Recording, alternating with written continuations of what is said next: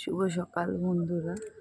দেখো শীতকাল পড়ে গেল, যেন মনে হচ্ছে মানে বাইরে বেরিয়েছি একটু ঠান্ডা লাগছে, কি বলবো। মানে একদম শীতকাল তো পড়েই গেল। কথাই ছিল যে মা দুর্গা জলে পড়লে ঠান্ডা হয়, তো অনেক দিন পরেই দেখলাম এই অনুভূতিটা শুরু হলো। আবার ঠান্ডা, সব কাজকর্ম দেরি হয়ে যাবে।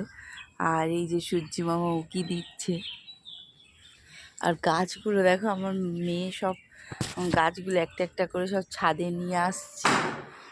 আর এই দিকে যে আমাদের বাড়ির সামনে একটা বাগান ছিল, সেই বাগানটা পরিষ্কার হচ্ছে, মনে হচ্ছে এখানে বাড়ি ঘরদোর হবে কারো, কারণ ভালো লাগছে, পরিষ্কার হচ্ছে তো দেখতেও ভালো লাগছে। তো আজকে মর্নিং ওয়াক থেকে ফিরে এসে গিয়ে আর ভিডিওটা করা হয়নি, ফিরে এসেই করছি। তো এবার নিজের ঘরের কাজকর্ম করি, তারপর মেয়ের আজকে আবার পরীক্ষাও আছে। কালকে কখন এসেছিলে? তুমি ডাকুনি, আমি জানি না। ও, মানে গাছ লাগানোর জন্য একটু মাটিটাকে কোপানোর ব্যাপার ছিল, কিছুটা কুপিয়েছিল বাবুদা, আর কিছুটা বাকি ছিল। তো সেই জন্য আবার বাবুদাকে বলছে কালকে এসে আর করে দিয়ে গেছে। আমি তো সেটা জানি না, তাই আজকেও আবার বললাম। এই দেখো, এই একটা কলার কাঁদিটা কি বিশাল হয়েছে। মানে এটা আমাদের জায়গা নয়, আমাদের বাউন্ডারির বাইরে একজনদের গাছ, কিন্তু তাদের কোনো পজিশন নেই পাড়ায়। আর এত বড় হয়েছে, এটা মনে হচ্ছে দানা কলা, দেখেই মনে হচ্ছে।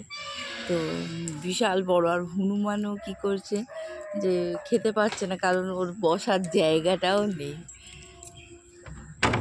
তো যাই গিয়ে এবার নিজের কাজকর্ম করি, আছে এর শেষ নেই। বাগানে এসেছি বাগানে, আর দেখো বাগানে অনেক পালং শাকের দানা ছড়িয়েছিলাম, ধনে পাতা ছড়িয়েছিলাম, আর অনেক গাঁদা গাছের চারাও বসিয়েছি। আর মোটামুটি সবই ফুল ধরছে একটু একটু করে। আর ভাবছি অনেক বেগুন চারা, ব্রোকলি সবই বসিয়েছি আমি এবছরে। তো দেখা যাক কতটা কি হয়, আবার এখনও বসাবো। তো তার জন্য বাবুদাকে দিয়ে কিছুটা মাটিও আর কি আমি কুপিয়ে রেখেছি। দেখা যাক কি কি গাছ হয়, সব দেখাবো তোমাদের। কি দেবো? এই তো দেখো বন্ধুরা, চিলড্রেন্স ডে আমার দিয়ে গিফট চাইছে। তো আমার রান্না হয়ে গেল, দেখো কি রান্না করেছি। পোস্ত, সবজি, ডাল, উচ্ছে ভাজা, আর এই যে আছে গরম গরম ভাত ধোঁয়া ওটা। আজকে এই রান্না হয়েছে, যেহেতু আজকে বৃহস্পতিবার। স্কুলে যাবে, খেতে বসে গেছে, ডাল পোস্ত নিয়ে খেতে বসে গেছে। আজকে কিন্তু ও ভালো মেয়ে হয়ে গেছে, আজকে ও নিজে হাতে হাতে খাচ্ছে।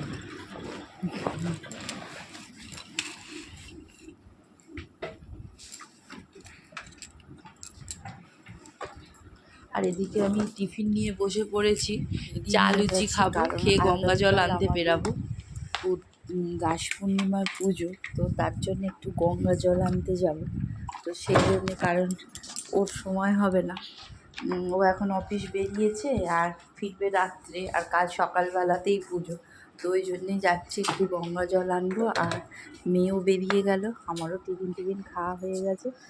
আর ওই পাকু আবার ওখানে কী করছে। তো এবার বেরাচ্ছি, কি একটু গঙ্গা জল নেব। তো আমি এসে গেছি গঙ্গা জল নেব, আর গঙ্গায় পুরো ভর্তি জোয়ার। আর ফাঁকা আছে পুরো গঙ্গা ধারটা, অল্প দু একজন আছে। আর জল ভরা হয়ে গেছে, বাড়ির দিকে রওনা দেব। আর গঙ্গাতে দু একজন লোক আছে, বেশি লোক নেই, বেশিক্ষণ থাকবো না, বাড়ির দিকে দেখো এখন প্রায় 4:15। তো দেখো সূর্য মামাকে আর দেখা যাচ্ছে না। এবারে মানে এই শীতকাল পড়ে গেছে, এবার চারিদিকে অন্ধকার, একদম অল্প সময়ের মধ্যেই হয়ে যাবে। আর মেয়ের স্যার আসার কথা ছিল 5:30টায়, কিন্তু যেহেতু শীতকাল তো ওই জন্য আগে আসবে। এবার যাই, মেয়েকে গিয়ে ডাকি। কাল পূর্ণিমা, তো আমাদের প্রত্যেক পূর্ণিমায় পুজো হয়, সত্যনারায়ণের সিন্নি হয়। তো তার জন্যে প্রত্যেকবারেই আমাদের কিন্তু তিলকাঠি তো লাগে, আর এখন একটু অসুবিধা হয়, তো তার জন্যে কালকের পুজোর জন্যে দেখো কালকে রাস পূর্ণিমা, তো এইসব জিনিসপত্র কিনে এনেছে, বেশ ভালোই লাগছে। সবই কিন্তু ঠাকুরের, সব পিতলের তিরকাঠি, গ্লাস, তারপর অনেক কিছুই কিনে এনেছে। বেশ এগুলো সব তিরকাঠি রাখার, বেশ ভালো লাগছে, দেখতে পাচ্ছ খুব সুন্দর সব পেয়েছি, সব কিনে এনেছি। দেখো আমার মেয়ে দেখাচ্ছে ওরকমভাবে আর কি ফিট করতে হয়। কাল সকাল 8টার সময় যত সম্ভব ঠাকুরমশাই আসবেন, তাই জিনিসপত্র দেখে বেশ ভালো লাগলো। আর ও এবার একটু বাজার বেরাবে, আর আমরাও একটুখানি টিফিন খাবো, কারণ এখন প্রায় 6:30 মতন বাজে। দেখি আবার সবগুলো রেখে দিচ্ছে, তারপরে আবার শুরু হবে কি রাতের রান্না।